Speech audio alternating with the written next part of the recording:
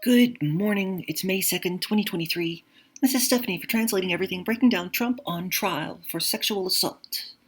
On April 5th, 2023, Chris Hayes posted to Twitter, "I don't think it's really penetrated everyone's consciousness that in a few weeks Donald Trump will be the defendant in a civil trial for rape." End quote. Trump, of course, begged for a mistrial, but Judge Kaplan refuted each point in a response that could politely be called embarrassing, but would more honestly be called humiliating for Trump and his lawyers. Instead of a mistrial, Trump now faces a civil suit over rape allegations that could topple him as soon as this very merry month of May. Let's break down what to expect from the trial and how Trump found himself facing credible allegations of sexual assault. Breaking down Trump at trial. The New York Times reports Miss Carroll, in a 2019 memoir which was excerpted in a New York Magazine article, accused Mr. Trump of raping her in the dressing room of a Bergdorf Goodman store in the mid-1990s. Miss Carroll wrote that he pushed her against a dressing room wall, pulled down her tights, opened his pants, and then forced himself upon her. Mr. Trump denied the allegations in 2019, calling it a, quote, total false accusation, end quote. He denied the allegations again in an October 2022 Truth Social post, calling the accusation a hoax and a lie, leading Ms. Carroll to sue him for both battery and defamation. ABC News reports she added a charge of battery under a recently adopted New York law that allows adult survivors of sexual abuse to sue their alleged attacker regardless of the statute of limitations. This isn't the first time Trump faced credible allegations over sexual assault. ABC News reports Carroll previously sued Trump in 2019 after the then president denied her rape claim by telling The Hill that Carroll was, quote, totally lying, saying, quote, "I'll say it with great respect. Number one, she's not my type. Number two, it never happened. It never happened, okay?" End quote.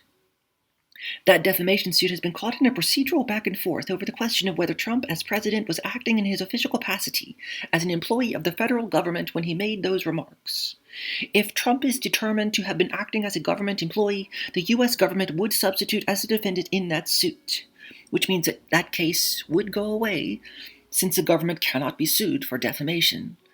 This month's trial is taking place as Trump seeks the White House for a third time, while facing numerous legal challenges related to the January 6th Capitol attack, his handling of classified material after leaving the White House, and possible attempts to interfere in Georgia's 2020 vote. Fulton County District Attorney Fani Willis said last week she would decide whether to file criminal charges against Trump or his allies this summer. Of course, some may ask, if E. Jean Carroll is telling the truth, why did she wait so long to speak up? Politico reports from the testimony given by her at trial, "Here's the thing. I was too much in a panic to scream," Carroll said when Trump's lawyer, Joe Tacopina, challenged her assertion that she didn't yell for help during the alleged assault in a department store dressing room. Quote, "I'm telling you, he raped me whether I screamed or not," Carroll said, raising her voice. ABC News reports Carroll also said she didn't report the alleged attack because, as a woman born in the 1940s, she's a member of the quote-unquote silent generation that didn't speak up about such things. The exchange came after Tacopina introduced several of her advice columns for Elle magazine, in which she suggested that her readers call police in the event of a sexual assault or threat. "I was born in 1943, she said. I am a member of the silent generation. Women like me were taught to keep our chins up and not complain. The fact that I never went to the police is not surprising for someone my age. I would rather have done anything than call the police," end quote. Here's how the trial is going for Trump so far. The New York Times reports the judge in the civil trial of E. Jean Carroll's rape allegations against former President Donald J. Trump sharply criticized comments by Mr. Trump on social media.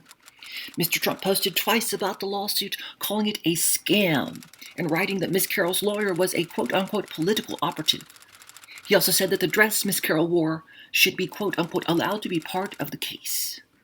The post tested boundaries set forth by Judge Lewis A. Kaplan, who instructed the parties to inform your clients and witnesses to please refrain from making any statements that are likely to incite violence or civil unrest, end quote. He said that he was especially concerned with the safety and privacy of jurors. The judge said Mr. Trump's out-of-court statement seemed entirely inappropriate and suggested Mr. Trump might be trying to influence members of the jury.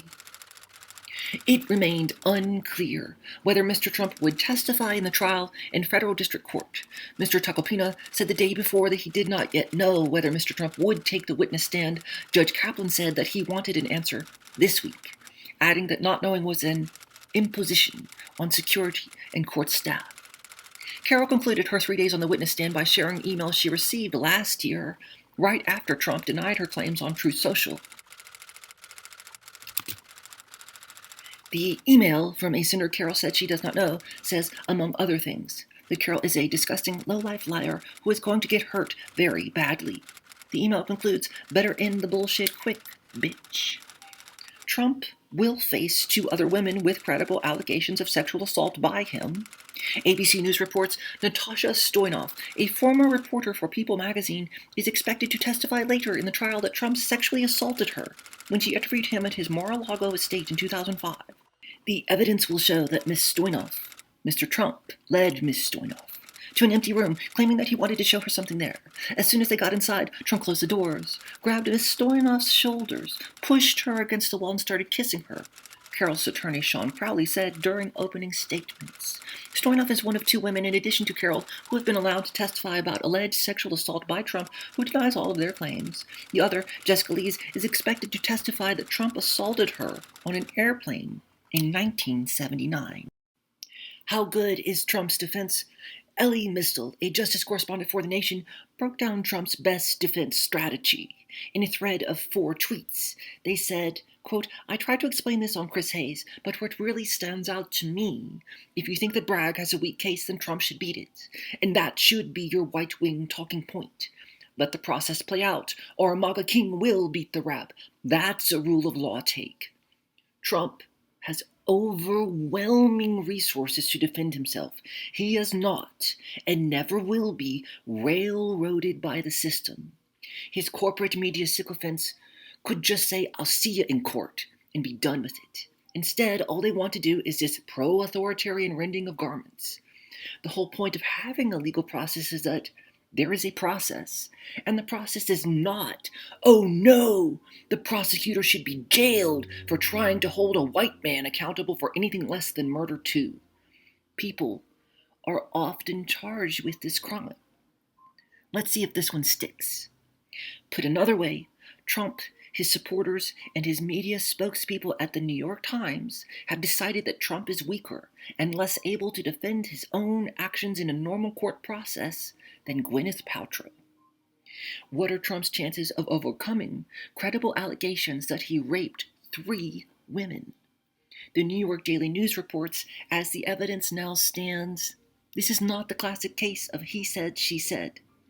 Rather, it is a case of he said, she said, she said, she said, all supported by Trump's own Access Hollywood words and Carroll's witnesses.